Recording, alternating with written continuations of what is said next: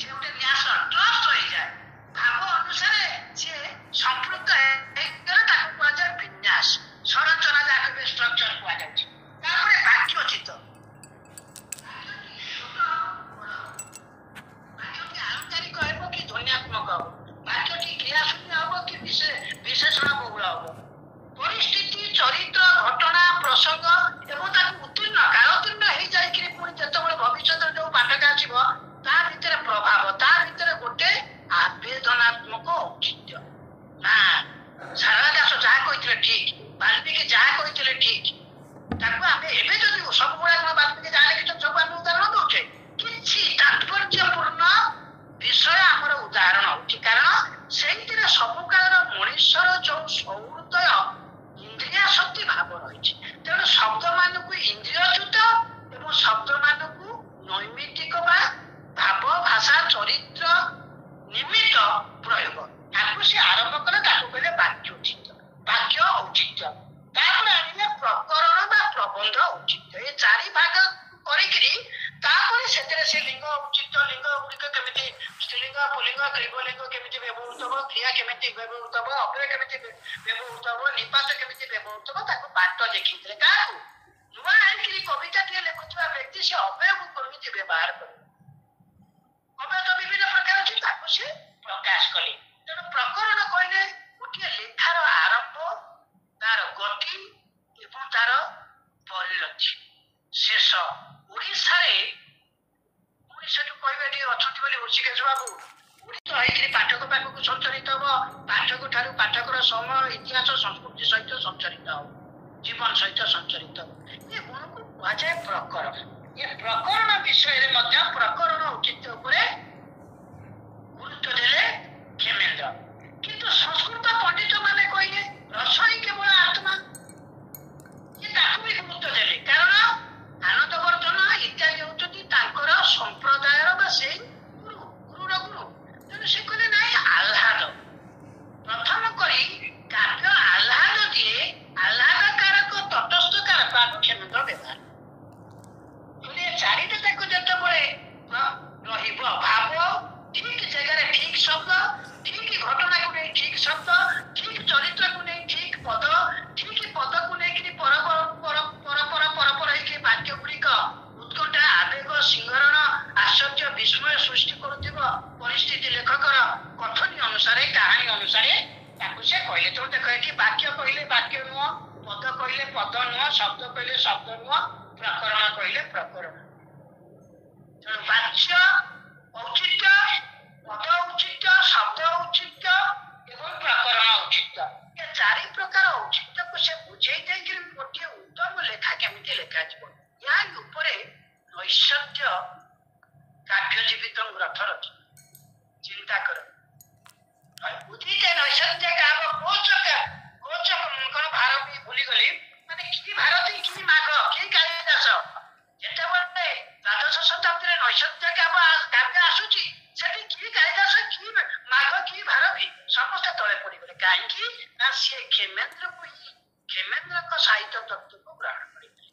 କିନ୍ତୁ ସଂସ୍କୃତ ପଣ୍ଡିତ ମାନେ ରସତତ୍ତ୍ୱ ବିଚାର କରିବାକୁ ଯାଇକିରି ବକ୍ରୋକ୍ତି ଭଳି ତାକୁ ଗ୍ରହଣ ଉତ୍ତରଙ୍କ ଆଗର ଠିକ 30 ରୁ 40 ବର୍ଷ ପୂର୍ବରୁ କ୍ଷେମେନ୍ଦ୍ରକୁ ଗୋଟେ ବାଟ ଛାଡି ଦେଇଥିଲେ ଔଚିତ୍ୟ ପାଇଁ।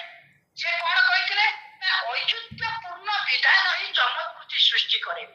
ଚମତ୍କୃତି ପାଇଁ ବକ୍ର ବାଣୀ ଭଙ୍ଗୀ ଚାତୁର୍ଯ୍ୟଟିକୁ ଆଧାର କରେ ଲେଖକ। ସେ ତାଙ୍କ ପାଇଁ ଗୋଟିଏ ବାଟ ଛାଡି ଦେଇଥିଲେ। ନିଜ ଶିଖିଲା ପରେ ଆମେ ବର୍ଦ୍ଧିତ ଶିକ୍ଷା ଗଲା ପରେ ବର୍ତ୍ତମାନ ମୁଁ ଆସନ୍ତୁ ଆପଣଙ୍କୁ ବର୍ତ୍ତମାନ କହୁଛି କଣ କହିବି ନା କ୍ଷେମେନ୍ଦ୍ର ଗୋଟିଏ ମଝିରେ ରଖିଦବା। ଭାରତୀୟ ସାହିତ୍ୟ ତତ୍ତ୍ୱରେ ଗୋଟିଏ ପଟରେ ଏଇଠି କ୍ଷେମେନ୍ଦ୍ର ରହିଲେ, ଉପରକୁ ରହିଲେ କିଏ, ତଳେ ରହିଲେ କିଏ। ତଳେ ତିନିଟା ଓଡ଼ିଶାର ବଡ ବଡ ଲୋକ ଅଛନ୍ତି, କିନ୍ତୁ ଆମେ ସେ କଥା ଜାଣିନୁ କିମ୍ବା ଆଲୋଚନାକୁ ଆମେ ଆସିନୁ, ବହୁତ କମ ଆସେ। କଣ ସେମାନେ? ପୂର୍ବସୂରୀ ହଉଛନ୍ତି ଭରତ, ଭାମହ, ଦଣ୍ଡୀ, ଭଟ୍ଟତୌତି, କୁନ୍ତକ, ମହିମଭଟ୍ଟ, ରାଜଶେଖର, ଅବନ୍ତୀ ସୁନ୍ଦରୀ ତାଙ୍କ ପତ୍ନୀ, ସେ ତାଙ୍କ କଥା କହିଥିଲେ। ଏଇଥିରେ ଗୋଟିଏ ଜିନିଷ ଆସିବ, ଦେଖିବ ଯୋଡ଼ିଏ ଜିନିଷ ଅଛି। ଗୋଟିଏ ହଉଛି କାବ୍ୟ କୌତୁକ, ବ୍ୟକ୍ତି ବିବେକ, ଅତି ଚମତ୍କାର ପ୍ରସଙ୍ଗ। ବ୍ୟକ୍ତି ବିବେକ ଏବଂ ଭଟ୍ଟ ତନ୍ତୁଙ୍କର କାବ୍ୟ କୌତୁକ। କାବ୍ୟ କୌତୁକରେ ସେ କହିଥିଲେ ଲେଖକଟିଏ ଶବ୍ଦକୁ ଆମେ କାହିଁକି ଦଣ୍ଡି ଭାମ ଇତ୍ୟାଦି କହିଦେଲେ ଯେ ଶବ୍ଦ ହେଉଛି ଦୋଷାବ।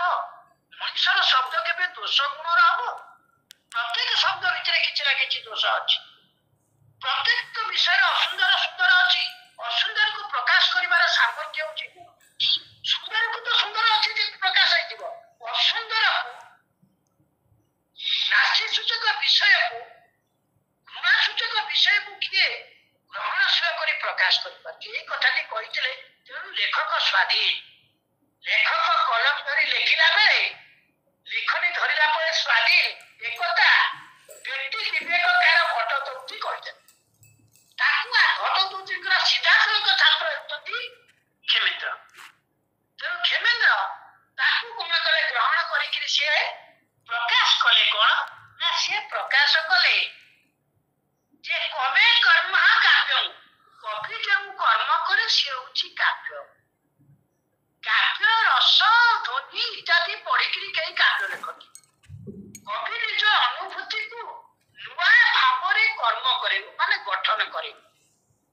କବି ମାନେ ଏଠି ଯେକୌଣସି ଲେଖକଙ୍କୁ ନେବେ ଗଠନ କରେ ଏବଂ ସେଇ ଗଠନ ଯଦି ଅନ୍ୟମାନଙ୍କ ସହିତ ଗ୍ରହଣଶୀଳ ହେଇଗଲା, ବ୍ୟକ୍ତିନିଷ୍ଠ ଗ୍ରହଣଶୀଳତା, ସାମୁଦାୟିକ ଗ୍ରହଣଶୀଳତା, ଏ ଦିଟା ଯାକ ଯେତେବେଳେ ମିଶିଯିବ ସେତେବେଳେ ତାହା ଏକ ଜାତୀୟ ମହାକାବ୍ୟ, ଜାତୀୟ ସାହିତ୍ୟ ହବ।